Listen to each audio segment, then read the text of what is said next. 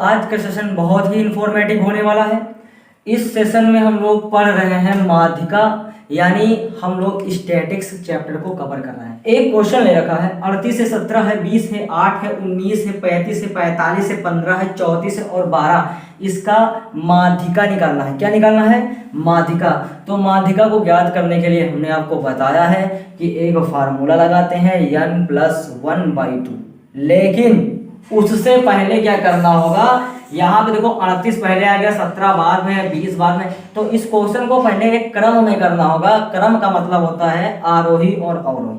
तो आरोही क्रम यहाँ कर लेते हैं। क्या कर लेते हैं? आरोही क्रम। आरोही क्रम का मतलब होता है छोटे से बड़े में जाना। आरोही क्रम का मतलब होता है छोटे से बड़े तक, बड़े तक, छोटे से बड़े तक, यानी कि सबसे छोटी वैल्यू सबसे पहले होगा। 8 है, 14 है, 15 है, 8 हो गया, 14 हो गया, 15 हो गया, 17 हो गया, 19 हो गया। 19 के बाद क्या हो गया? 19 के बाद 34 है, फिर 35 है। 19 के बाद यहाँ पे 20 भी है, फिर 34 है, फिर 35 है, 35 के बाद 38 है, फिर 45 है। क्लियर है? तो ये टर्म आपके लिखे हुए हैं। अभी हमने एक क्रम में निकाल लिया, एक व्यवस्थित तरीके से इसको लिख लिया है। अब इसके अंदर हम लोग फार्मूला लगाएंगे n+1/2 का। यहाँ से माध्यिका निकालते हैं। क्या निकालते हैं? माध्यिका। तो यहाँ से जो निकल के आएगा वो nवां पद होगा। n क्या है? संख्या है। n हमारी संख्या है। तो n कितनी संख्या है? 1 2 3 4 5 6 7 8 9 10। n = 10 दे रखा है। 1 2 3 4 5 6 7 8 9 10। तो n की वैल्यू 10 था, तो यहाँ बताओ 10 और +1/2 लिखोगे तो आ जाएगा 11/2। वहाँ पद हो जाएगा, वहाँ पद हो जाएगा। 2/11 वहाँ पद का मतलब होता है इसको भाग दो, तो 2 पंचे 10, यानी 2 को पढ़ा 5 बार पढ़ोगे तो 10 हो जाएगा, 1 बच जाएगा, 10 मोड़ लगाया तो फिर हो जाएगा 10, फिर 2 पंचे 10, 5.5, यानी 5 के बाद दशमलव में कोई भी वैल्यू आएगा तो हम लोग डायरेक्टली छठवां पद ढूंढेंगे। कौन सा पद? छठवां पद। तो छठवां पद देखो बेटा क्या है, 1 2 3 4 5 6, छठवां पद आपका 20 होगा। 1 2 3 4 5, 1 2 3 4 और ये 5, इनके बीच का जो पद होगा वो हमारा माध्यिका हो जाती है। आई होप माध्यिका का क्वेश्चन अगर आपसे पूछेगा तो आप इस टाइप से उसको करोगे। सबसे पहले क्रम में व्यवस्थित करना होता है। जैसे क्रम में व्यवस्थित क्वेश्चन हो जाए उसी के जस्ट बाद आप n+1/2 का फार्मूला अप्लाई करोगे, तुरंत माध्यिका वहां से फाइंड हो जाएगा। तुरंत का तुरंत आप अपना क्वेश्चन सॉल्व आउट कर ले जाओगे। ठीक है, अब चलते हैं नेक्स्ट टाइप पे। अब नेक्स्ट टाइप का क्वेश्चन होगा, माध्यिका तो सीख लिए हैं, अब बहुलक निकालेंगे। क्वेश्चन में बहुलक को ज्ञात करने को भी देता है, माध्यिका को ज्ञात करने को भी देता है। ठीक है, और उसके बाद संचयी बारंबारता भी आता है। तो चलते हैं नेक्स्ट क्वेश्चन पे।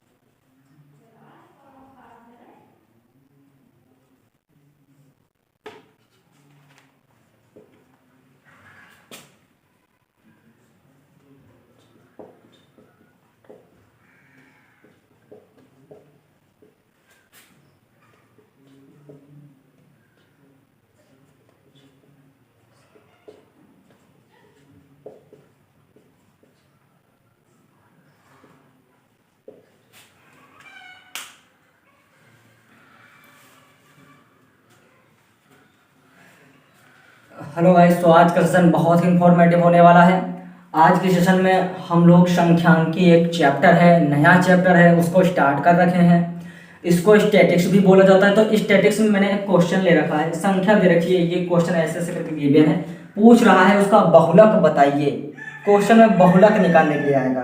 बहुलक का मतलब होता है, बहुलक का मतलब समझो, बहुलक का मतलब होता है जो संख्या ज्यादा बार रिपीट हो, वही आंसर होता है। जो संख्या ज्यादा बार रिपीट हो, क्या हो? रिपीट हो। जो संख्या ज्यादा बार रिपीट होगा वही बहुलक होता है। तो यहाँ पे बताइए ज़्यादा बार रिपीट कौन है। यहाँ पे 8 एक बार आया है, 8 एक बार आया है, 8 यहाँ पे 2 बार आया है, 5 2 बार आया है, यानी 8 यहाँ पे 3 बार आया है। तो इसका बहुलक भी 8 ही होगा। जो ज़्यादा बार आता है वो बहुलक हो जाता है। और 4 हमारा कितने बार, एक बार आया है, 5 2 बार आया है। सबसे ज़्यादा बार जो आता है वही बहुलक होता है।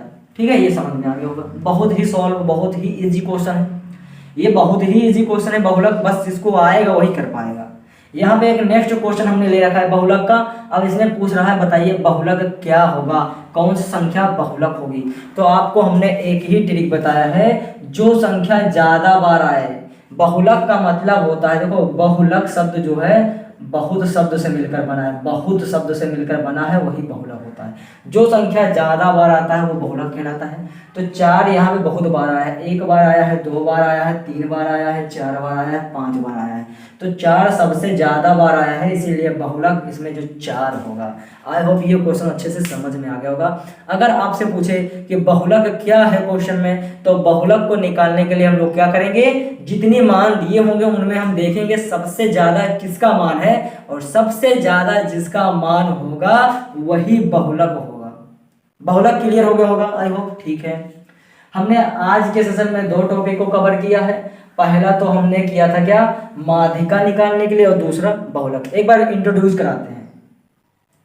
संख्यांकी चैप्टर है, संख्यांकी चैप्टर है आपका। संख्यांकी में संख्यांकी को इधर से लिखते हैं, ठीक है। अब इसको हम बोलते हैं स्टैटिक्स। स्टैटिक्स के अंदर हमने 2 चीजों की डिस्कस की है। सबसे पहले तो माध्यिका को निकालना सिखाया कि माध्यिका कैसे निकालते हैं, और दूसरा बहुलक कैसे निकलेगा, बहुलक को भी निकालना बताया। अब देखिए फिर से एक बार इंट्रोड्यूस कराते हैं। माध्यिका जब क्वेश्चन में निकालने को देगा तो आप पहले तो क्वेश्चन को एक क्रम में लिखोगे, क्वेश्चन को क्रम में लिखोगे, और जैसे क्रम में हो गया, क्रम का मतलब आरोही क्रम में लिख लिया, छोटे से लेकर बड़े तक।